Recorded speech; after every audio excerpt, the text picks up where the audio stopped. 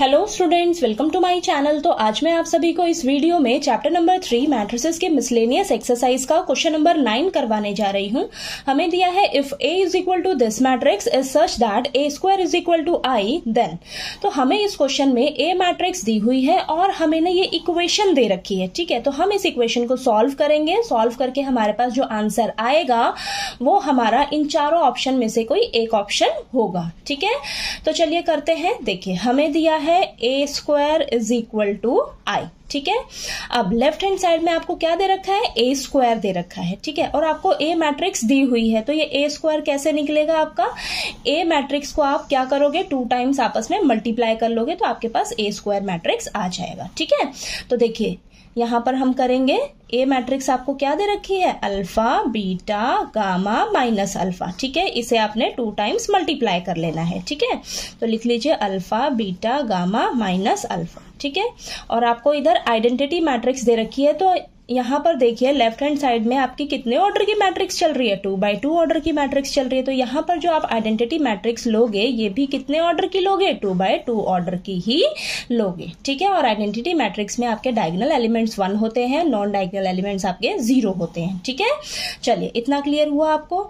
अब हम क्या करेंगे? इसे देखिए यहां पर सॉल्व करिए। देखिए दोनों मैट्रिक्स को आपस में मल्टीप्लाई करेंगे, तो यहां पर करेंगे हम फर्स्ट रो फर्स्ट कॉलम। ठीक है, तो ये फर्स्ट एलिमेंट आ जाएगा। फर्स्ट रो फर्स्ट कॉलम को मल्टीप्लाई करिए तो alpha into alpha alpha square plus beta into gamma beta gamma. ठीक है, नेक्स्ट एलिमेंट कैसे आएगा?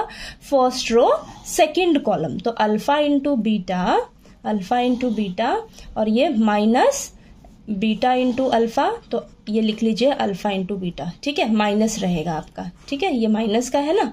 Next second row first column, तो ये गामा इंटू अल्फा। ठीक है, गामा इंटू अल्फा, देन इन दोनों को मल्टीप्लाई करोगे तो माइनस, और ये अल्फा और गामा है तो इसको भी आप लिख लीजिए गामा इंटू अल्फा। ठीक है, आगे पीछे लिख सकते हो आप। ओके, अब नेक्स्ट एलिमेंट कैसे आएगा? सेकंड रो सेकंड कॉलम, तो देखिए गामा इंटू बीटा और ये माइनस माइनस प्लस हो जाएगा तो प्लस का alpha square.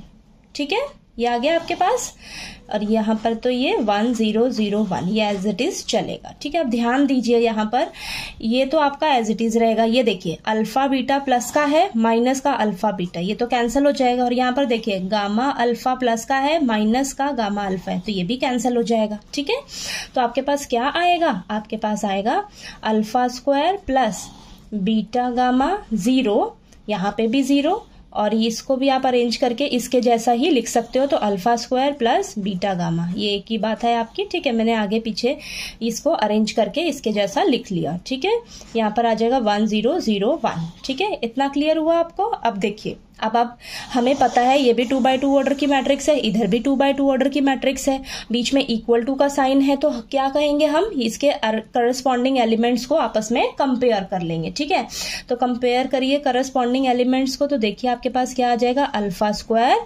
Plus beta gamma is equal to 1।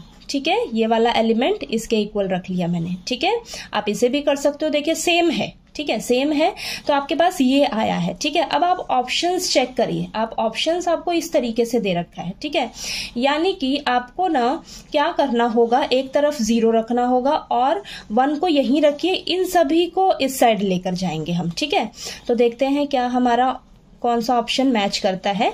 तो इधर 0, ठीक है, तो ये 1 माइनस अल्फा स्क्वायर और ये इधर माइनस बीटा गामा। ठीक है, दोनों इस तरफ आएंगे तो प्लस के हैं माइनस के हो जाएंगे। ठीक है, तो ये आपके पास इसको अरेंज करके लिख लीजिए।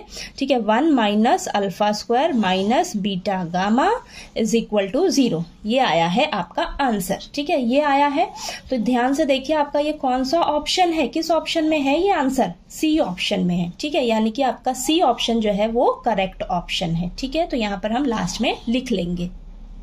तो देखिए आपने लास्ट में लिख लेना है ऑप्शन सी इज करेक्ट। ठीक है, तो देखिए आपको ये क्वेश्चन नंबर 9 अच्छे से क्लियर हो गया होगा। कहीं कोई डाउट आया आपको तो प्लीज आप पूछिएगा, और अगर आपको मेरा पढ़ाया हुआ अच्छा लगे तो प्लीज वीडियो को लाइक कीजिए, शेयर कीजिए और ज्यादा से ज्यादा सब्सक्राइब कीजिएगा मेरे चैनल को। Thank you so much.